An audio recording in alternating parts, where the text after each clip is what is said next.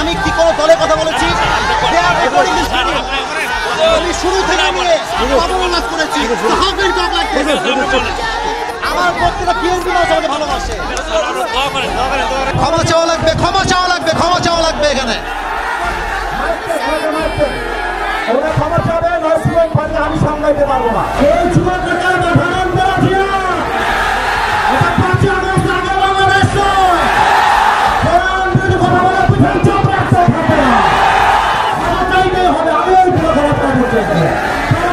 আপনি কি আওয়ামী লীগ করেন? আপনি আওয়ামী লীগ দেখুন, আপনি কথা বললেন আমরা যারা আইন চাকরি আপনি যুবকদের জেলে, আপনি যুবকদেরকে আশ্চর্য কথা বগুড়ার মাঠে এইটা একটা উল্টো বললে নাম ধরে দিব আমরা একেবারে। আমার ব্যাকগ্রাউন্ড চেক করলাম। You have to check my background first.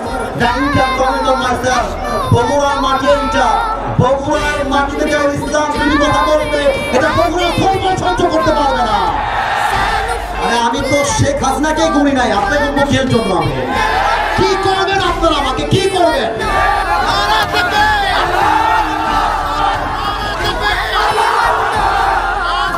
কেউ যদি বাধা দেয়, আমার বাংলার যুবক ভাইরা ওদের বাবার নাম ভুলা দিবে। যেখানে যেই নেতা বাধা দিবে জুতা প্রাণে নামাই দেওয়া হবে। আমি কি কোনো দলের নাম বলেছিলাম? কাউকে গালি দিয়েছিলাম? দাঁড়ান দাঁড়ান দাঁড়ান, আমার ভূমিকার কথা শুরু হয়েছিল 3.5 হাত মাটির কবর দিয়ে। যুবক ভালো বলো, আমি এতগুলো আয়াত বললাম। আচ্ছা উনি আচ্ছা তোমরা থামো থামো থামো থামো থামো থামেন প্রিয় ভাইয়েরা, আমরা কোনো মারামারি চাই না। আল্লাহর কোরআন দিয়ে আইন চলবে, এটা কোনো রাজনৈতিক কথা হইতে পারে? এটা মুসলমানদের পরিচয় হবে। আগামী সংসদ চলবে কোরআন দিয়ে, যে বেড়াবাদের পেছনে রাখতেও থাকবে না। যুবক ভাইয়েরা আপনারা বুঝবেন আমাদের লাগে, এটা আমি কিছু বলবো না আজকে। তোমরা আমার সাথে থাকবো তো ইনশাআল্লাহ? আমার পক্ষে আছো তো ইনশাআল্লাহ? আবার দেখা হবে রাসূলুল্লাহ ইনশাআল্লাহ, দেখা হবে ইনশাআল্লাহ।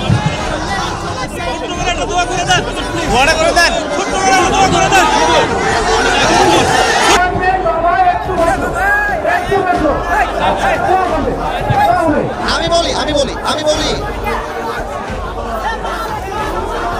ক্ষমা চাওয়া লাগবে, ক্ষমা চাওয়া লাগবে, ক্ষমা চাওয়া লাগবে এখানে।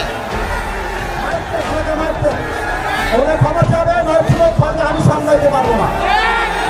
ওনাকে ক্ষমা না চাইলে বাপলে তো হবে না। বাপুদেরকে ছাপ দিয়ে দিয়ে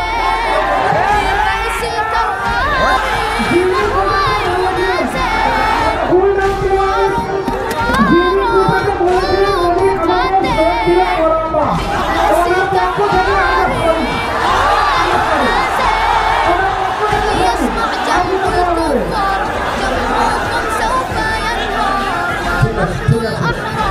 ভালো